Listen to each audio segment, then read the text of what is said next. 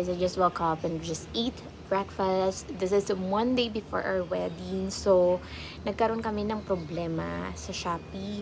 Umorder ako ng bouquet and 6 na boutonniere. However, ang dumating lang is isang boutonniere sa yung bouquet. And ilalagay ko sa video na to kung ano yung shop na inorderan ko sa Shopee para hindi na maulit. Then, nagbasa ako sa mga comment, hindi lang ito yung una nilang ginagawa, hindi nila sinesend yung boutonniere. Meron nga doon, umorder ng 80 pieces na boutonniere, parang nightmare daw kasi walang dumating. So, hindi ko alam kung sort of scam or nagkamali lang or ano. Tapos, yung nire-refund nila is binabawasan pa. Hindi rin nagre-reply promptly yung seller. So, hindi ko alam kung marerepand yun. Good thing, 6 lang yung in-order ko sa kanila na boutonniere. Kasi hindi naman marami yung abay namin. Pero, kung ganun din lang naman, lalo na kunyari short period of time, ang tagal lang in-order yun. Tapos, nung nakaraang araw lang dumating, May 12 in-order, May 23 dumating. Sobrang tagal. And then, kulang-kulang. So, pupunta kami sa mall. Maghahanap kami ng boutonniere kasi walang gagamitin yung groomsmen for tomorrow. The other, yung mga bulaklak for abay and ano, meron naman. So, ewan ko lang kung anong plano namin. Maghahanap kami. So, magiging,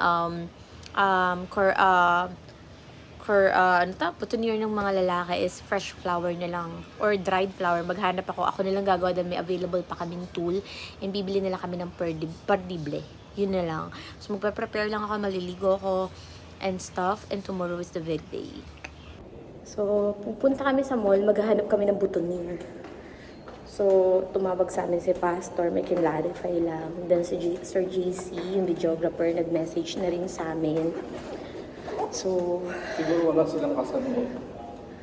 ang daming gagawin. Kami ng dried flower. So, SM Supermarket. Ayan yung isa. Kami gagawa ng boutonniere namin. And also, I bought something cutie stuff here at SM. Yung traveler pack nila. Ayan. Pang travel. May embudo na siyang kasama. Tapos ito. Cute. Ang cute-cute ng stuff na to. Lalagyan mo siya dito ng picture. Yan. Keychain siya. 149.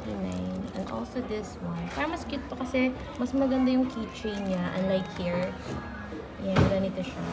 Ito, may ganito siya. It's also 149. Ang cute niya. Lalagyan mo siya ng picture here. Yan siya. Pansabit sa bag. Happy Meal.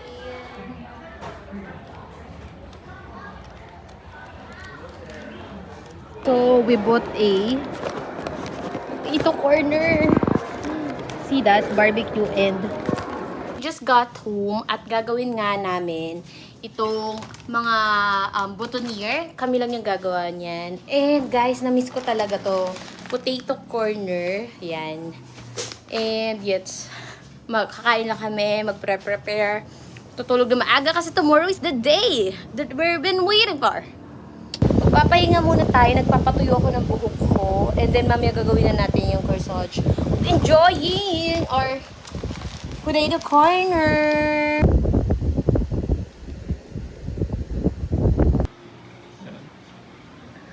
So, ito yung damit ng mga abay ko. So, tinatry ko is Thailand. Ayan. Ayan.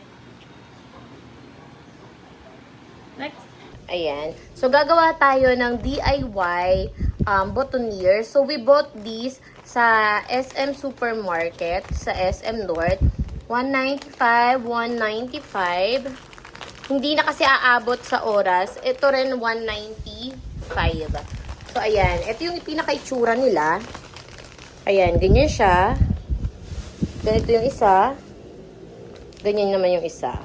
So, ayan. Ito yung boutonniere na ginagawa namin. Lalagyan pa namin ng ribbon yan. Pero ayan, may tool. And ayan. Ganyan na siya. Ganito siya pag nakalagay. Lalagyan lang namin ng perdible. Ayan na siya.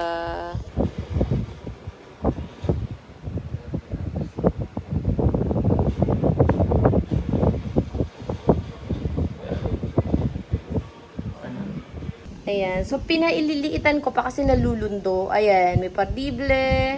Ganyan na siya.